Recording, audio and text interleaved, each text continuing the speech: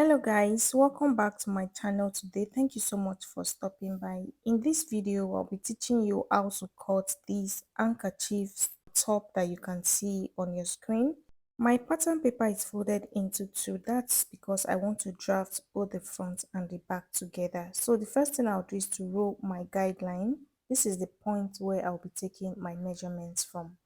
I'll go ahead and start taking my points now. The first point is the distance from my shoulder to my bust point, which is 10 inches. The next point is the distance from my shoulder to my under bust point, which is 13 inches. The under bust point is not necessary because there's not going to be any darts for this top. The next point is the distance from my shoulder to my waist point at the back. I'm using my waist point at the back because I'm drafting both front and back together, and this will help the waist area to be snatched. So it is 15 inches, so I marked 15 inches. The last point I will take is my hip point. So the distance from my shoulder to my hip point is 25 inches, so I marked that. Now I'm going to connect the dots on the other part of the pattern paper and I'll roll a straight line across.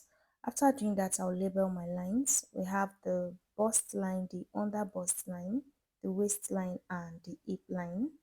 After doing that, I will place my tape on the center of this pattern paper and I'll go in by 7 inches, which is half of my shoulder measurement. I will indicate the 7 inches with a dot. On that dot, I'll go down by 1 inch for my shoulder slope. I'll also indicate it with a dot. For my neck width, I will take 3 inches from the center front, and then I'll slant to my shoulder slope of 1 inch. I'm going to go down on that point by 7.5 inches, which is half of my round armhole circumference. After doing that, I'll roll a straight line across that point. So this new line is going to be my chest line.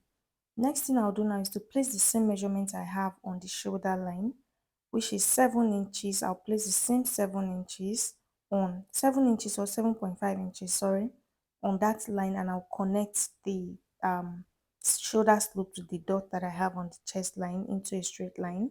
Now I'll find the midpoint of the straight line by folding my tape into two, and I'll mark the middle point.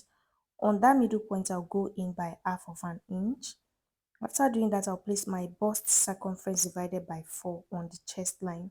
Now I'll use my ruler to connect from the shoulder slope to meet that middle point, the half an inch that I came in with. And from that point, I'll use the curved part of my ruler to connect from there to the dot that I have on the chest line, just like this.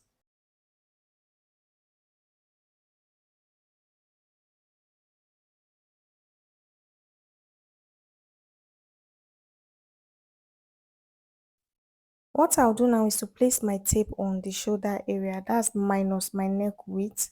So the shoulder measurement I took earlier was 8 inches, not 7.5 inches and not 7 inches, sorry. So I marked the middle point of what is left there. What is left there is 5 inches. So I marked the middle point. That's because I don't want the shoulder area to be too wide. Okay, so 2.5 inches is enough for me. And if you look at the neckline on the thumbnail, it is quite open.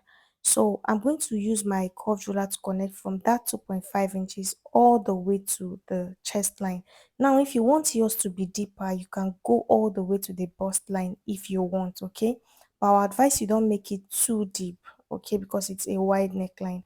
After doing that, place your waist circumference divided by 4 on the waistline, then place your hip circumference divided by 4 on the hip line. We already have our bust circumference on the chest line divided by 4, okay? Remember I said I was drafting both front and back together. So for the back neckline, I went down by 1.5 inches for the neck depth and I connected. I also connected the side. So now I placed my tape on the waistline and I came down by 5 inches. On that 5 inches, I'll go in by 3 inches and I'll also indicate that. Now I'll use my straight roller to connect the both dots together, as you can see. After doing that now, I'm going to place my tape after the hip points. I'll go down by 4 inches. Okay, you can see me marking the 4 inches all the way. I'm going to roll a straight line across. So what I'll do now is to go in by 4 inches on this new line, and then I'm going to now curve from this new line to meet the line here like this. As you can see, just follow what I'm doing. So make sure it's curved, but it's not too curvy. On the hip point, I went up by 1.5 inches. I will indicate the 1.5 inches with a dot. Now I'm going to slant from this new 4 inches now to that point where I came up by 1.5 inches. Okay. So if there's any sharp edge, go ahead and blend everything.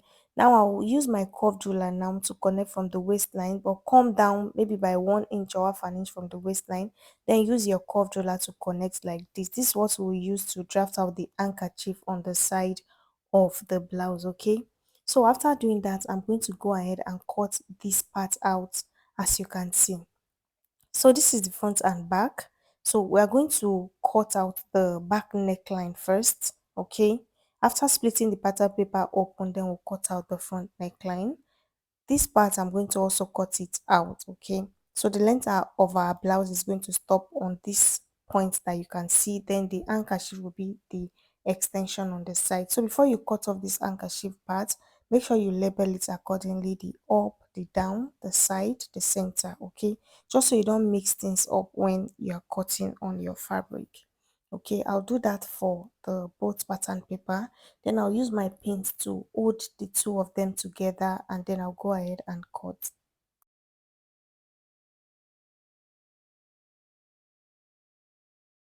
So after separating the pattern paper for the handkerchief, I want to drop the main pattern paper. Let's work on this.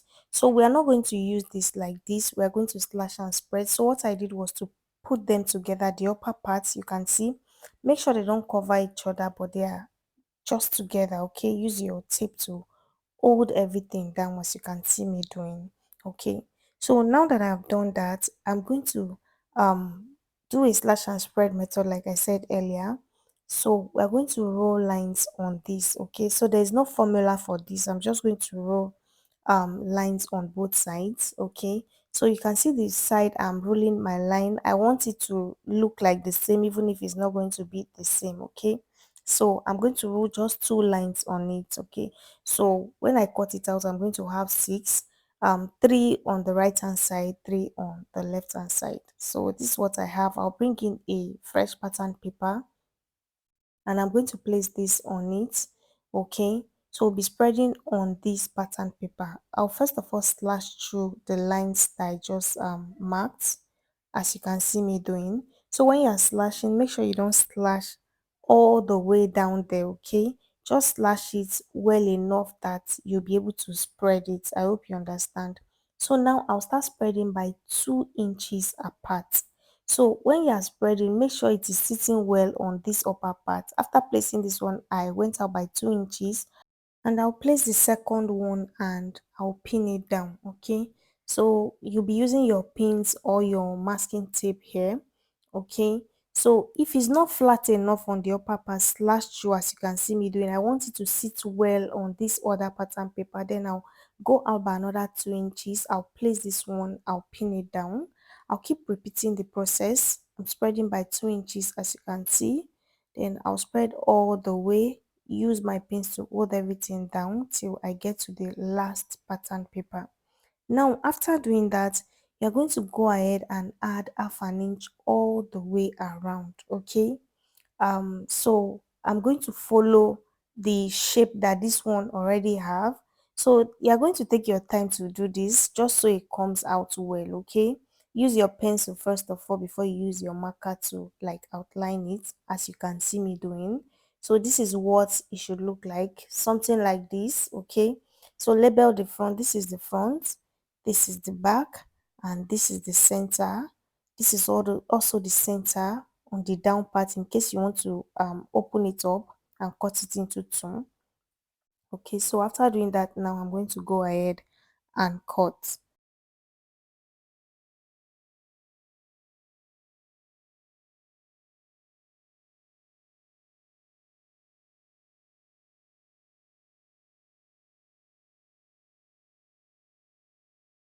So after cutting, this is what I have. This what will be pleating to this side to give it that effect that you can see on the thumbnail.